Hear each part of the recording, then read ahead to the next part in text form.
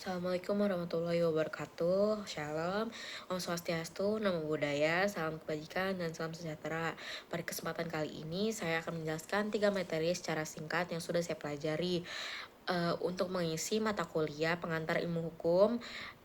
Sebelumnya perkenalkan, nama saya Bella Seba dari Fakultas Hukum kelas 003, dan materi yang pertama yang akan saya bahas yaitu asas-asas hukum dan sistem hukum.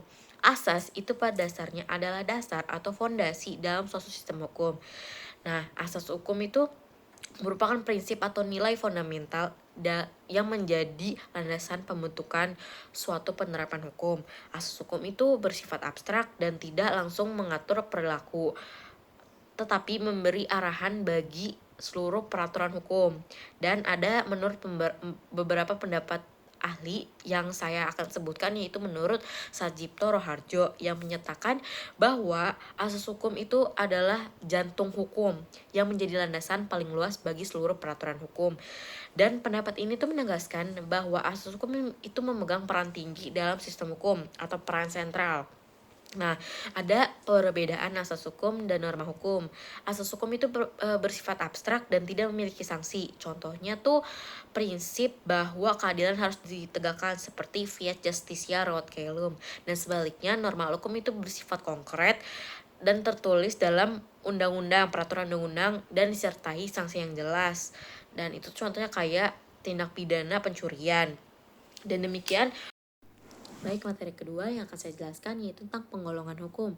Penggolongan hukum ini bertujuan untuk memudahkan pemahaman dan penerapan dalam masyarakat. Nah, hukum itu dibagi menjadi beberapa kriteria, digolongkan untuk beberapa kriteria. Menurut sumbernya itu ada undang-undang, kebiasaan, traktat, jurisprudensi, hukum ilmu, dan hukum undang-undang itu hukum tertulis. Lalu kebiasaan itu hukum yang muncul atau berdiri di masyarakat. Ada traktat yaitu perjanjian negara, dan ada jurisprudensi menurut putusan hakim. Lalu yang terakhir ada hukum ilmu menurut pendapat para ahli. Lalu berdasarkan bentuknya, hukum itu dibagi menjadi dua, yaitu hukum tertulis dan hukum tidak tertulis. Hukum tertulis itu seperti undang-undang atau KUHP, dan hukum tidak tertulis itu seperti hukum adat. Menurut waktu berlakunya, yaitu ada 3 juga, seperti ius constitutum, yang berlaku sekarang, ius constituendum, yaitu berlaku di masa depan atau yang sedang dicita-citakan. Lalu ada ius naturale, yaitu hukum alam yang bersifat universal, berdasarkan tempatnya itu ada hukum internasional, hukum nasional, sama hukum asing. Lalu ada hukum privat dan hukum publik. Hukum publik itu hubungan antara negara dan warga negara seperti hukum pidana atau tata negara. Lalu ada hukum privat seperti hukum perdata. Baik, materi ketiga yang akan saya jelaskan yaitu tentang sistem hukum. Mohon maaf Ibu bila terjadi kesalahan dalam saya menjelaskan 3 materi tadi. Dan materi terakhir ini, sistem hukum itu adalah satu kesatuan dari berbagai elemen yang saling berhubungan untuk mencapai tujuan hukum, yaitu yang pastinya yang kita tahu itu keadilan dan ketertiban. Hukum itu tidak berdiri sendiri, melainkan bekerja sebagai suatu sistem.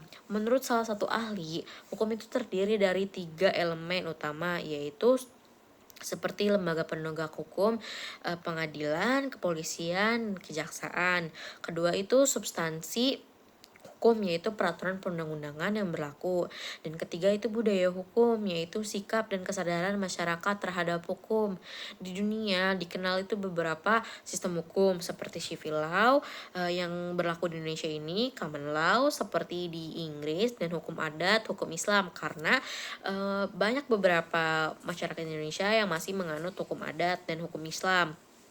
Indonesia menganut sistem hukum civil law dan sistem hukum campuran, namun didominasi oleh civil law serta pengakuan terhadap beberapa hukum adat dan hukum Islam. Dengan memahami sistem hukum ini, kita dapat melihat bahwa hukum itu bukan sekedar kumpulan aturan, tapi suatu sistem yang saling berkaitan. Nah, hukum Islam ini seperti peraturan Al-Quran.